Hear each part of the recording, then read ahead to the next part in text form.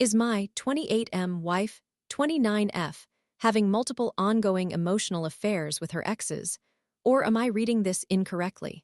I would like to briefly provide some background on my situation. I will attempt to keep this concise, but it may become quite lengthy. My wife and I were in a relationship for approximately 2 years before we got married, and we have now been married for almost 6 years, 2019 to present. We have 2 children together, aged 5 and 1. Naturally, our marriage is not without its challenges. No marriage is perfect. We have attended marriage counseling consistently for about 5 to 6 months, which has been beneficial in 2023. Our primary issues arose from a lack of effective communication. There has been no yelling, abuse, or toxic behaviors. Rather, we simply struggle to complement each other's love languages. For instance, my wife values words of affirmation, an area in which I find difficulty, while my love language is acts of service, which she sometimes finds challenging to appreciate. Despite these challenges, I believe our marriage is solid overall. I have always had complete trust in my wife and never felt it necessary to check her phone or closely monitor her conversations.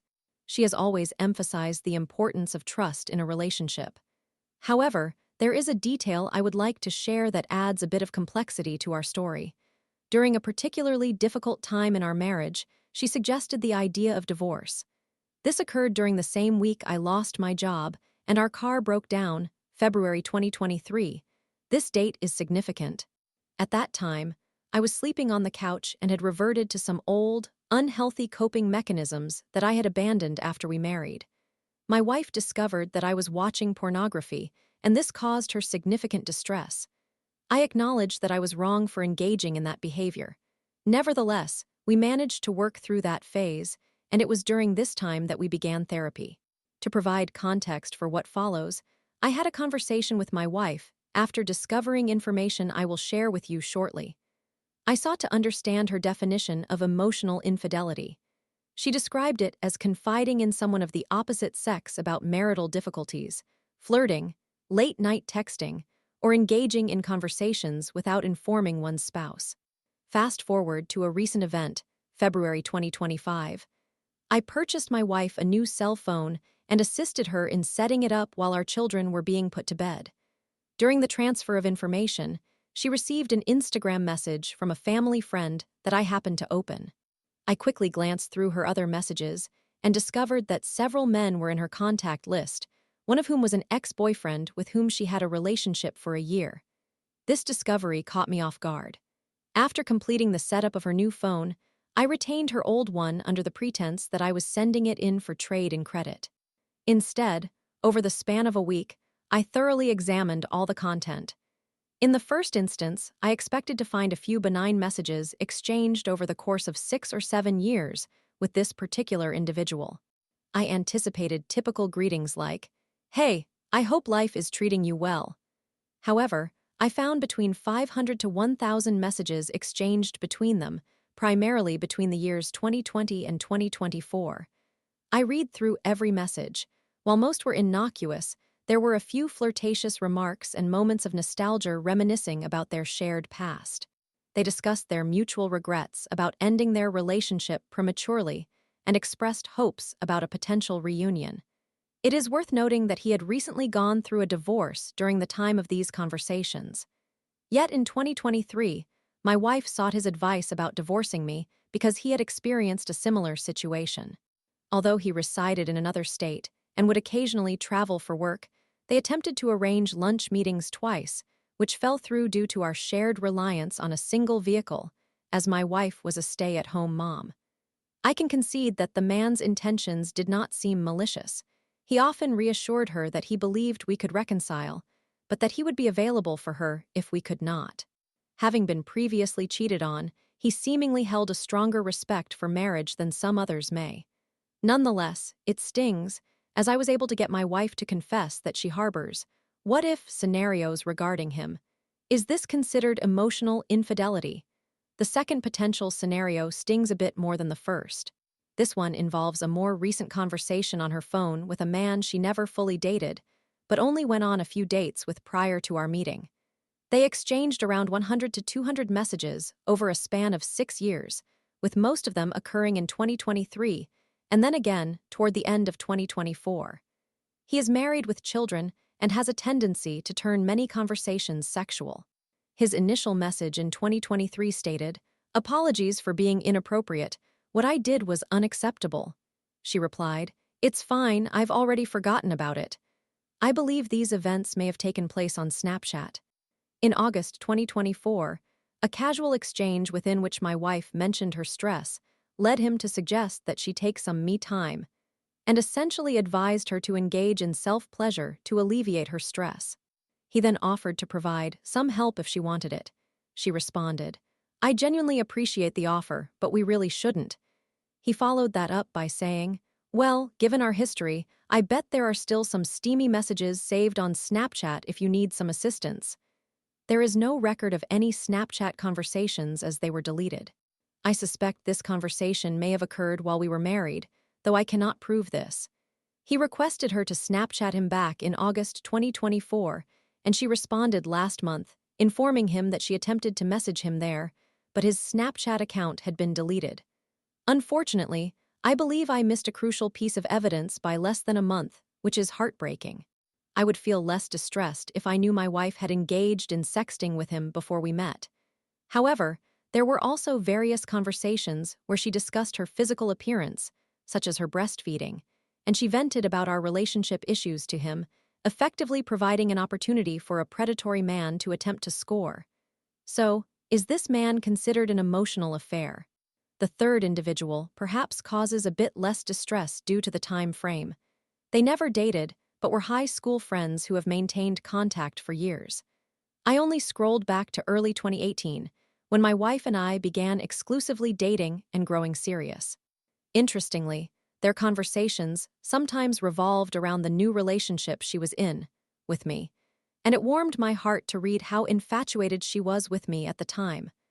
However, between 2018 and 2019, they exchanged a significant number of messages, over 500 during that year. My wife and I were committed to each other at this point, yet she addressed him with affectionate nicknames like Love and Sweetie. She frequently initiated contact with texts such as, "Hey, love, how did you sleep?" Even more alarming, she continued to flirt with him right up until 1 or 2 months before our wedding. He also behaved like a classic opportunist, sending messages like, "I had a dream about you last night. We totally hooked up. Have you ever had that dream?" We all recognize that this is merely a ploy to gauge her response. He used this line at least 5 or 6 times over the year. My wife's typical reply ranged from innocent to flirtatious, as she would often respond with, "Oh, really?" or, "I've actually had similar dreams about you too." At times, she would text him first thing in the morning, asking, "How did you sleep? Any fun dreams?"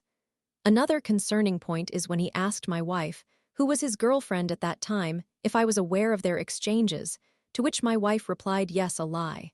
Their last communication occurred in late 2019, about 4 months after our wedding, through Snapchat.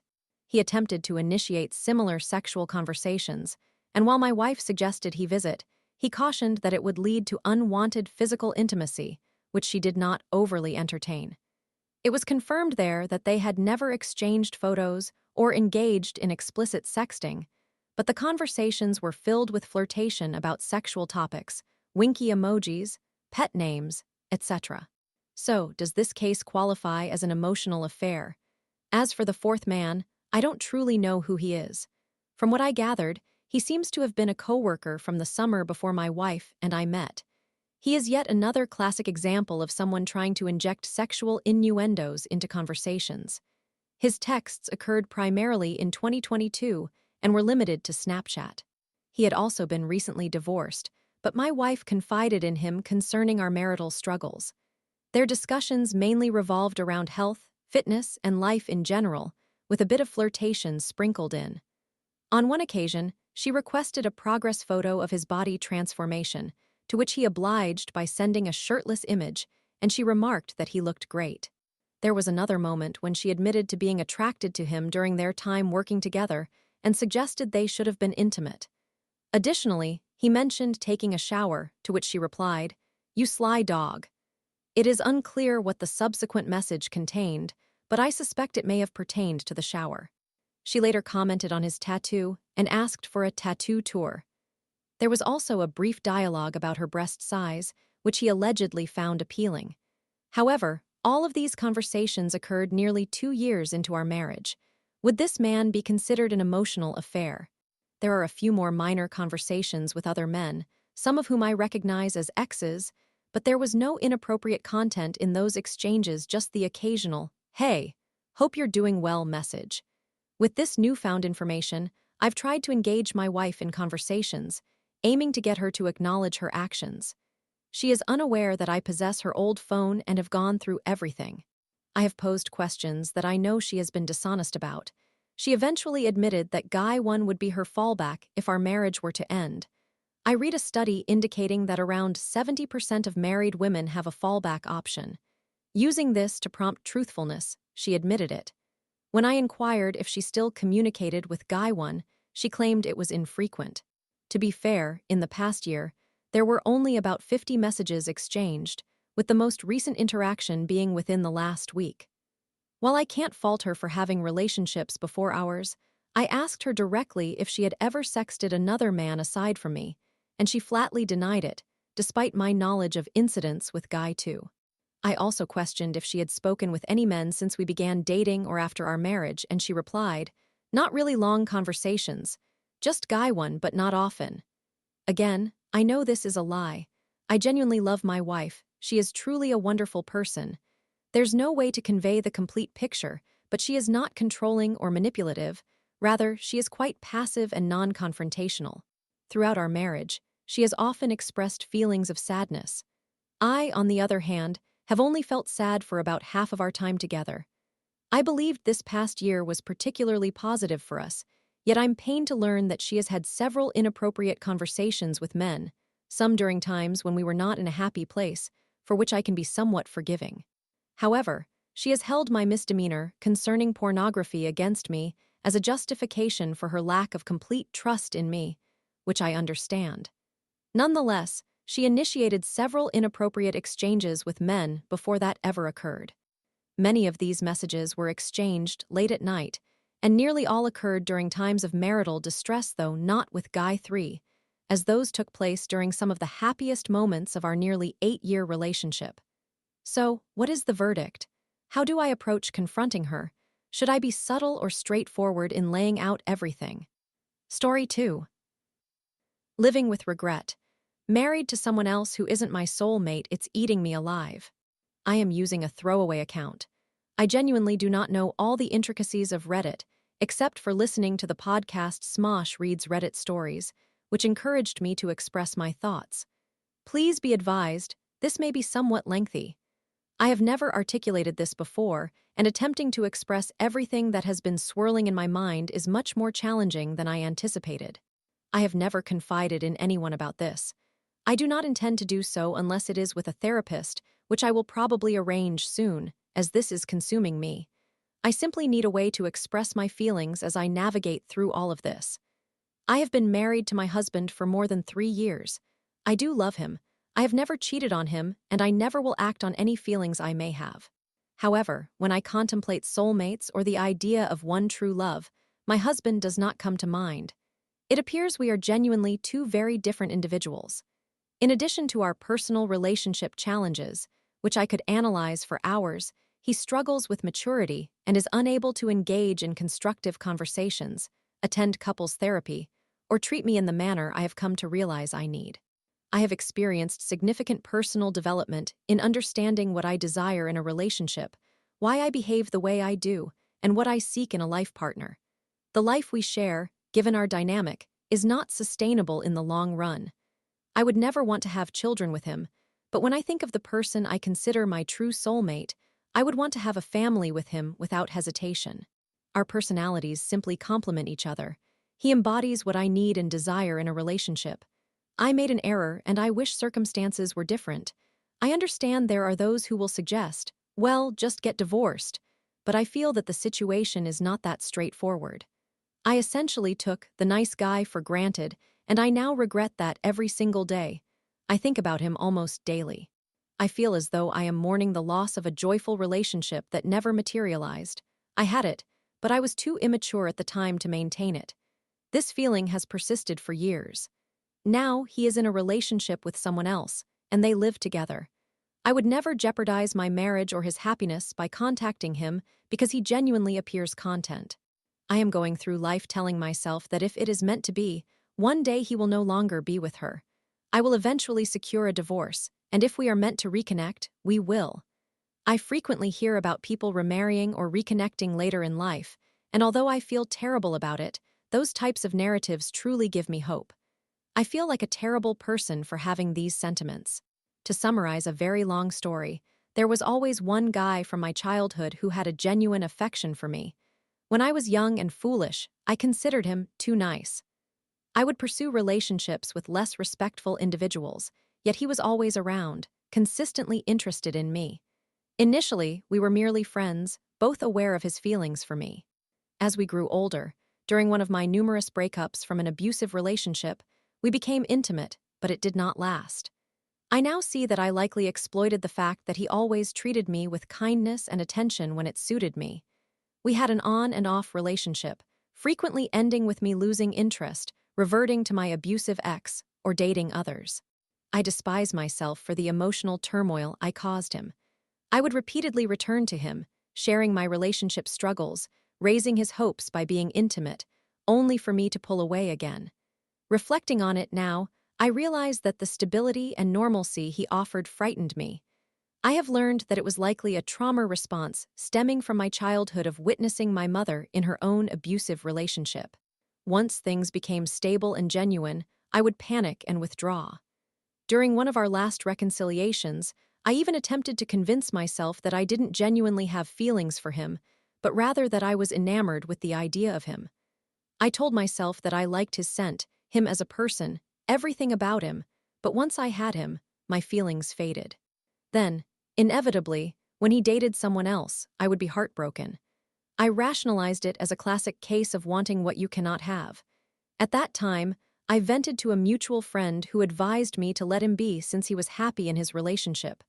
Unfortunately, I was too foolish to heed that advice, so I reached out to apologize for the pain I caused him. In a moment of even greater foolishness, I admitted that I loved him merely to make myself feel better. Reflecting on this makes me loathe myself. Eventually, I began dating my current husband while he became single. Time passed, and we re-established our acquaintance without breaching boundaries, occasionally conversing on social media and sharing music. I apologized once more for the hurt I inflicted upon him. We maintained a cordial relationship until I became engaged. I honestly believed he would profess his love for me or express a desire to try again, as marriage seemed so final. Instead, he simply unfollowed me, which I respect, particularly after having to witness the woman he always adored with someone else. We have not communicated since, which I acknowledge is the right decision. Planning my wedding was one of the most disheartening experiences of my life. Now, after a few years of marriage, not a single day passes without some reminder of him or thoughts about him. I still follow him on social media and occasionally glimpse into his life. I will never reach out to him. I understand how monstrous this may make me appear and how selfish my feelings are. I do love my husband, and I would never abandon our relationship if we could resolve our issues. I merely feel tremendous guilt after reflecting on my experiences.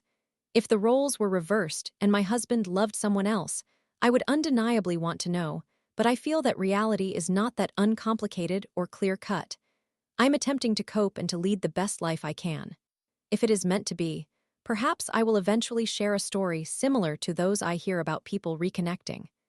I do not deserve an individual like him, and he undoubtedly does not deserve someone as horrendous as I feel I have been. I merit these feelings for my past actions. Navigating these emotions alone has been incredibly difficult.